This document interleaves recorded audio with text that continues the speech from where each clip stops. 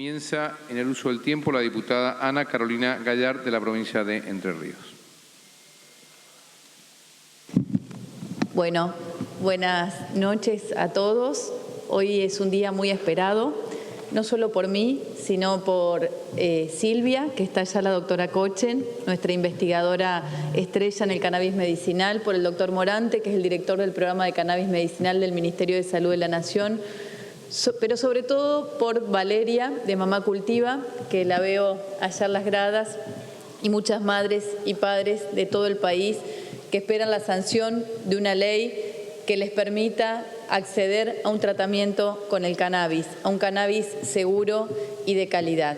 También lo veo allí en las gradas a Javier, que es la primer cooperativa entrerriana de cannabis medicinal. Ellos son cultivadores y han conformado esta cooperativa con autorización de la provincia para luego, cuando salga esta ley, poder cultivar y hacer productos con cannabis medicinal.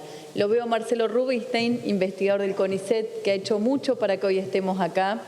Y así puedo mencionarles a muchos de los que fueron parte de la construcción de esta ley. Esta ley, por supuesto, el rol fundamental de las madres, de los profesionales de la salud, de los investigadores, que acompañaron todo este proceso de construcción que empezó allá por el año 2016, cuando las madres vinieron a este Congreso a pedirnos que dejemos de criminalizarlas y dejemos de tratarlas como narcotraficantes. La ley penal en nuestro país establece que una persona que cultiva plantas de cannabis tiene de 4 a 15 años de prisión. La misma prisión para una madre, la misma prisión para un narcotraficante. En ese momento, la diputada Diana Conti había presentado un proyecto y comenzamos el tratamiento en la Comisión de Salud, si bien todos los proyectos tenían cabecera en la Comisión de Legislación Penal. ¿Y por qué en salud?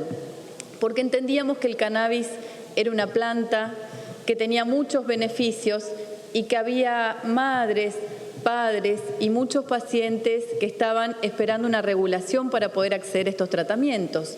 La mayoría de ellos accedía al tratamiento de cannabis a través del Charlotte Web, que era un aceite importado de California, como Josefina Lassi, la mamá de Villa Gesell, que seguramente habrán visto o la habrán escuchado en los canales de televisión, que consiguió en su momento un fallo muy importante para que la obra social cubra este aceite.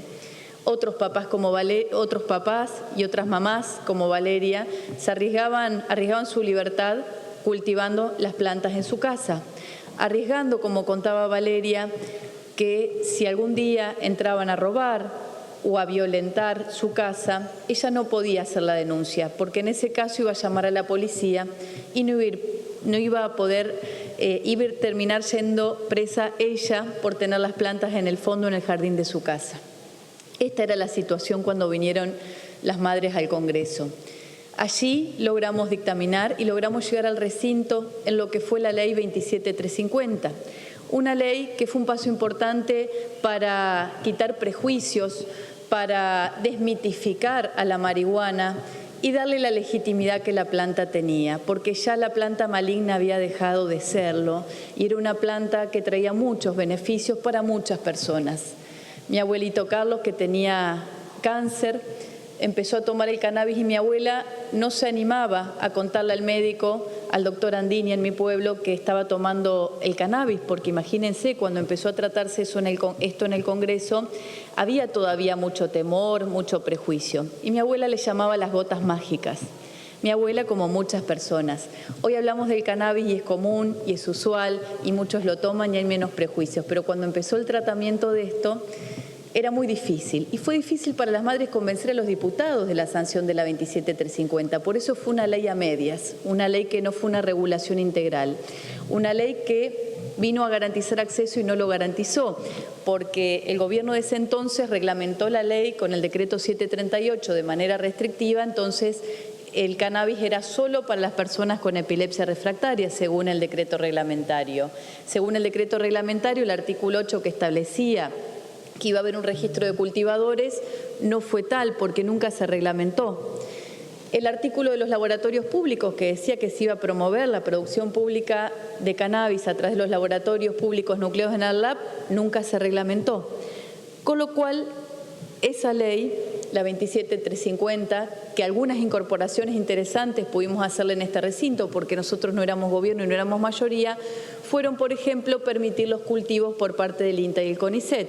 Cultivos experimentales para investigación, porque era una ley de investigación. No había voluntad política en ese momento del gobierno de entonces de hacer una ley que regulara integralmente el proceso productivo, porque se suponía que no había evidencia científica suficiente para que el cannabis sea utilizado por las personas que lo necesitaban y para las diferentes patologías. ¿Qué se decía en ese entonces a la comisión? Para lo único que hay evidencia científica es que el cannabis sirve para la epilepsia refractaria. Por eso terminó siendo una ley insuficiente, una ley corta y una vez sancionada, ¿qué ocurrió? Las familias venían a pedirnos que por favor, ¿dónde conseguían el cannabis? Lo que iba a ser una ley que tenía por objetivo garantizar el acceso terminó frustrándonos, porque las familias tuvieron que seguir recurriendo a la importación o a viajar al exterior y traerlo de manera ilegal de Chile o de Uruguay, países donde se había legalizado. Eso por un lado. Por otro lado, muchas otras familias tuvieron que seguir cultivando la clandestinidad porque seguía penalizado por la ley 23737, la ley de drogas, y seguían arriesgando su libertad para aliviar el dolor de sus hijos. Entonces estábamos en el peor de los mundos hasta que llegó nuestro presidente Alberto Fernández y logramos, con el compromiso, sobre todo de los investigadores, de los profesionales de la salud y de las organizaciones de cultivadores nucleados en el CONICET, a través de la RACME, la Red de Cannabis Medicinal, poder proponer una nueva reglamentación, que es lo que hoy conocemos como el Decreto 883, que dictó nuestro presidente Alberto Fernández. ¿Qué vino a hacer el decreto 883? A reglamentar nuevamente la 27350 para que haya un registro de cultivadores, el artículo 8 famoso, un registro que le permitió a muchas familias anotarse con la indicación médica y poder acceder al autocultivo de manera legal, teniendo un certificado que les permitía legalmente cultivar. ¿Qué permitió el decreto 883? Además, ampliar las patologías, que fue el espíritu de la ley, pero había sido restringido por el decreto 738, es decir, que sea para todas las patologías que estableciera el profesional médico. ¿Qué logramos también? Que se acepte, a través de la reglamentación, se reglamentó que exista la posibilidad de que las farmacias realicen formulaciones magistrales. ¿Para qué? Para garantizar el acceso para aquellos que no desearan el autocultivo, que puedan ir a la farmacia y los farmacéuticos puedan hacer estos preparados que se conocen como formulaciones magistrales. Y, por supuesto, también se avanzó con el decreto 883 en todo lo que tiene que ver con la capacitación de los profesionales de la salud, porque hay algo que tiene el cannabis que es maravilloso, es una planta que nos enseña todo el tiempo. Y además de curar, además de aliviar el dolor, además de todo eso, cambia un montón de lógicas sociales, entre ellas las de los médicos. Muchas veces el médico es un profesional que tiene el saber hegemónico o ha sido formado y no ha sido formado en el sistema endocannabinoide que descubrió Meyulán, que es un sistema que tenemos dentro del cuerpo que hace que cuando tomamos cannabis se genere que mejora nuestro estado de ánimo, mejora el apetito, mejora la tonicidad muscular. Todo eso que provoca el cannabis es lo que sucede por tener un sistema endocannabinoide. Pues no solo que los profesionales de la salud no han sido formados en ese aspecto, sino que además que venga el paciente y le diga al médico quiero hacer un tratamiento con cannabis, también cambió esa lógica de que es el médico el que prescribe o dice cómo tiene que ser el tratamiento.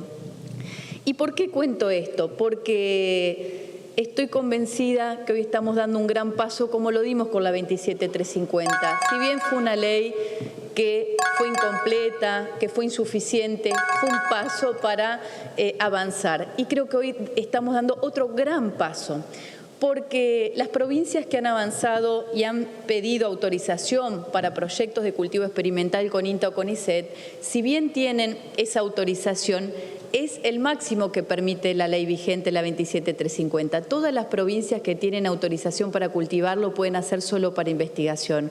No están habilitadas a hacer cultivos para producir productos de cannabis que sean comercializados, por lo que explicaba la diputada Mara Brauer.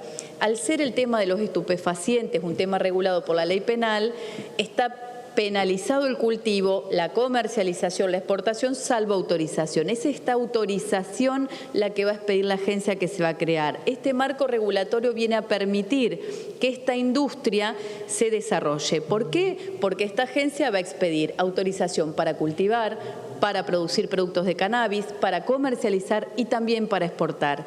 Y tiene un doble beneficio esta industria que se crea, porque va a generar muchos puestos de trabajo, pero también va a generar muchas divisas para nuestro país en un momento que tanto lo estamos necesitando. Y por otro lado, otro argumento que tiene que ver con la salud, y creo que es fundamental de este proyecto, que va a garantizar el acceso a la salud de miles de argentinos y argentinas que están esperando acceder a una sustancia segura y de calidad. Es decir, el Estado que regula, el Estado que controla esa sustancia que muchas veces, y hasta el día de hoy hay que decirlo, las madres y los padres lo consiguen al cannabis para que sus hijos dejen de convulsionar a través de los cultivadores solidarios. Y pienso en Silvia Encinas, de mi provincia, en Rosario del Tala, que tiene unos cultivos maravillosos y que hace un cannabis espectacular. Las veces que la he llamado para que me dé, y me lo da de buena onda, me lo da arriesgando su libertad. Y así les puedo contar un montón de casos donde se exponen muchas personas de la sociedad civil para poder aliviar el dolor y para que el cannabis sea accesible. Ya termino, señor presidente. Le pido disculpas, pero este es un tema que me interesa mucho y que me compenetro, porque hemos estado esperando que llegue este día hace un montón.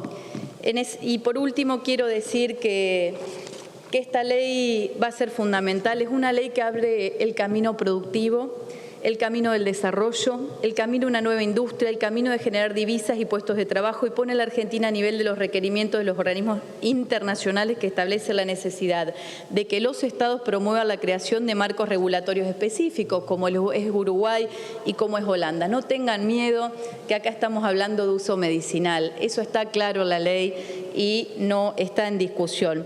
Y fundamentalmente abre el camino a la salud con igualdad, a la posibilidad de acceso a una calidad de vida digna, tanto para las personas que presentan alguna enfermedad como para sus familias que sostienen, cuidan, protegen y quieren lo mejor para sus hijos e hijas. Esta ley también es un alivio para el padecimiento, porque el dolor no puede esperar. Quiero dedicar esta ley a Valeria, a Silvia, a Marcelo Morante, a Marcelo Rubinstein, a Brenda, mi asesora, que ha dedicado horas y horas para seguir este tema, y que no vamos a bajar los... a Victoria Vaca Paunero también, y a toda mi familia que me escuchó todo el día hablar del tema, y a veces me decía, basta, ya nos cansás, estamos hartos de escuchar decir siempre lo mismo, pero no bajamos los brazos. Acá estamos, y estamos sancionando una ley que nos va a cambiar como sociedad. Hoy nace una nueva industria, hoy nace una industria que va a generar muchos puestos de trabajo, pero que fundamentalmente va a traer salud a muchísimas familias de nuestro país. No quiero dejar por último, siempre me dicen que nunca cierro, no sé cerrar los discursos, me cuesta mucho porque siempre aprovecho el uso de la palabra para decir otra cosa. No quiero terminar este debate sin decir que este es el nuevo paso, esta ley, y saludar a nuestro Poder Ejecutivo Nacional, al ministro Culfas por haber enviado este proyecto, a nuestro presidente, pero todavía falta y nos queda un paso más. Y el paso que viene, sin dudas, es que necesitamos un Estado que acompañe y que proteja, no que criminalice y persiga. Por eso el próximo paso necesario que tiene que dar este Congreso Nacional es discutir seriamente la despenalización del consumo. No podemos seguir penalizando el consumo personal de cannabis. Tenemos que de una vez por todas discutir las cosas como son.